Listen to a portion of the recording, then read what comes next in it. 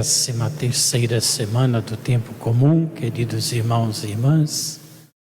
Acabamos de ouvir esse trecho do Evangelho, onde Jesus mostra o seu poder. Já demonstrou o seu poder sobre o mar, acalmando a tempestade, e mostra o seu poder sobre o mal. Nós notamos que no Antigo Testamento, poucas vezes aparece a atuação do demônio claramente, mas quando aparece Jesus no Novo Testamento, o demônio se enche de ódio e pergunta: o que tens a ver conosco, Filho de Deus? Tu vieste aqui para nos atormentar antes do tempo? Uma observação interessante: antes do tempo, quem está enfurdado no mundo da maldade, do pecado, quer continuar degustando os momentâneos prazeres e satisfações que o pecado lhes traz. Assim também o demônio deseja aproveitar cada instante do mal que ele arquiteta e realiza contra as pessoas. Antes do tempo, nunca chega a hora para quem quer acomodar-se no mal. Vai adiando, vai deixando para depois, para usufruir dos benefícios superficiais, imediatos, daquele contentamento passageiro, mas fica inebriado com estas ilusões. Jesus, ele chega e encontra, depois de atravessar para o outro lado do lago de Genezaré, e assim a gente vai vendo nestas descrições bíblicas como ele vai de um lado para o outro daquele lago de Genezaré, ir para outra margem no Evangelho. Tem um sentido de que Deus está vindo ao encontro do ser humano nas periferias geográficas, sim, mas sobretudo nas periferias existenciais, para ir ao encontro do ser humano na sua vulnerabilidade mais difícil.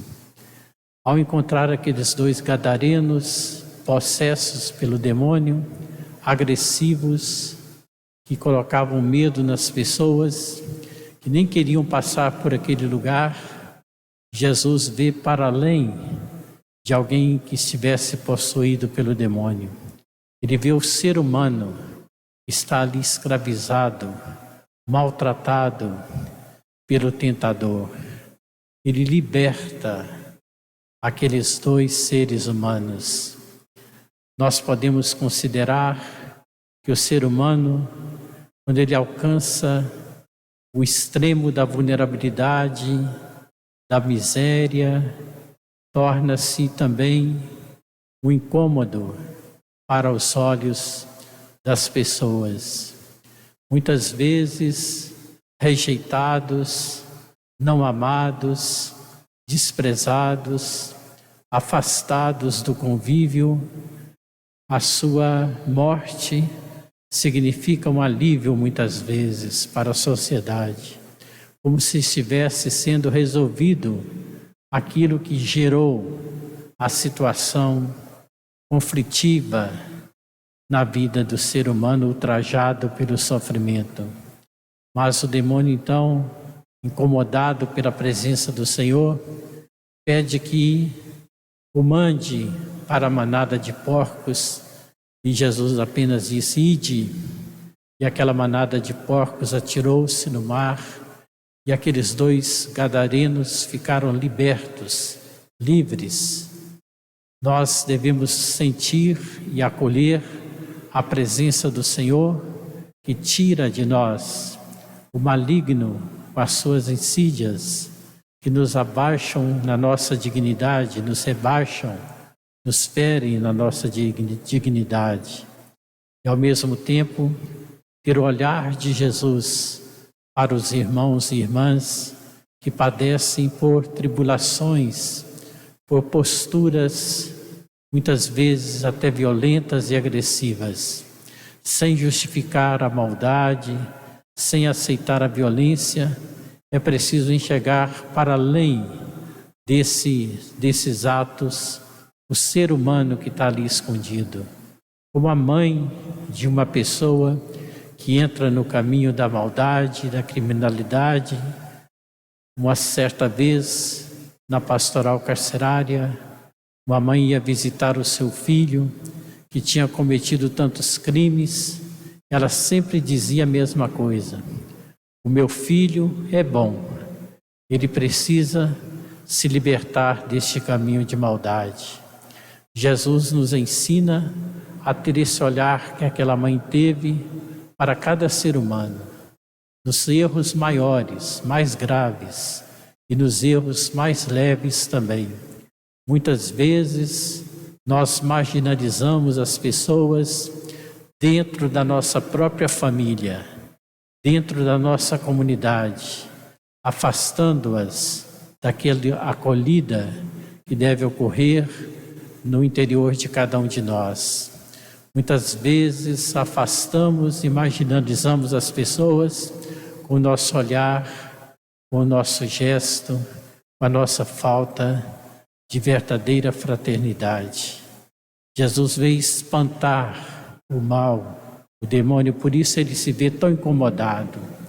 Na biografia de São Bento, tem uma passagem que descreve que ele estava muito impressionado, como o demônio estava tentando os religiosos dentro do mosteiro.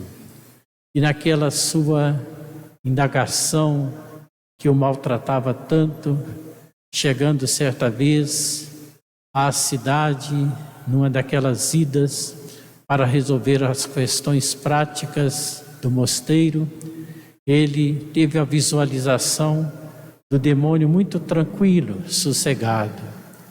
E aí ele interagiu com ele e quando viu que ali ele estava descansado, que aquelas pessoas daquele ambiente já estavam entregues em suas mãos. Mas lá naquele convento, as pessoas estavam arredias a ele, não o permitiam atuar em suas vidas. Aí nós podemos entender as provações que aparecem em nossas vidas.